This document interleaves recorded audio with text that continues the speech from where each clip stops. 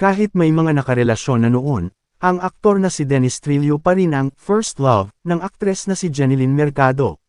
Yan ang ibinunyag mismo ni Jeneline nang makapanyam ng veteran broadcast journalist na si Karen Davila ang couple.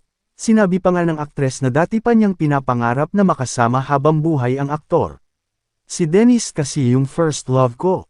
Siyempre yun yung nilo-look forward ko, yun yung gusto ko, yun yung dream ko na makasama siya. Pero may mga times na magda-doubt ka kasi ang dami niyong pinagdadaanan, say niya. Nabanggit din niya na sa halos isang dekada nilang pagsasama ay never silang nagkaroon ng lokohan sa relasyon at ito raw ang isa sa mga factors kaya nananatili silang matibay. Sa tagal naming magkasama, never kaming nagkaproblema sa mga third party, yung mga ganyan. Never kami nagkaroon ng issue sa mga ganyan, sambit ni Jeneline. Paliwanag niya, ang bait kasi nitong tao na to. Ibang klase si Dennis. Siya yung isa, o pinaka-generous, pinaka-totoo, pinaka-mapagmahal na tao na kakilala ko. Para naman kay Dennis, true love, niya ang kanyang misis na si Jeneline. True love, pinakamatinding feeling na naramdaman ko para sa isang tao, wika ng aktor. Patuloy niya, sa kanya ko rin ipinaramdam yung pagmamahal na hindi ko akalain na capable pala ako na gawin.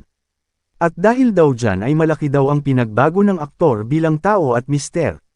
Mas bumait ako, mas nagkaroon ng direksyon yung buhay ko, proud na sinabi ni Dennis. Dagdag niya, dati kasi parang masyado akong happy-go-lucky. Wala ako masyadong plano. Nung nakilala ko siya, nung kinasal kami, nagbago. Nang tanungin naman sila kung bakit napagdesisyonan nilang gawing privado ang kanilang love life.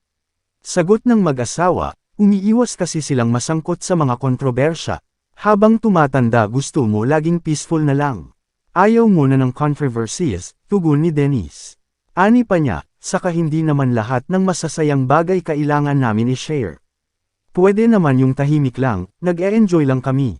Lahat naman ni Jeneline, kahit gaano kasi kaganda yung i-post namin, parang ang dami pa ring comments na hindi magaganda so might as well private na lang.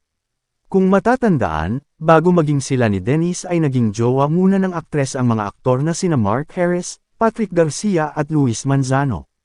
Nagka-girlfriends din noon si Dennis na sina Carlene Aguilar, Christine Reyes at Bianca King. Taong 2010 nang unang kumpirmahin ng mag-asawa ang kanilang relasyon, pero sila ay naghiwalay rin makalipas ang isang taon. Noong 2014 naman nang magkabalikan sila at ikinasal noong 2021.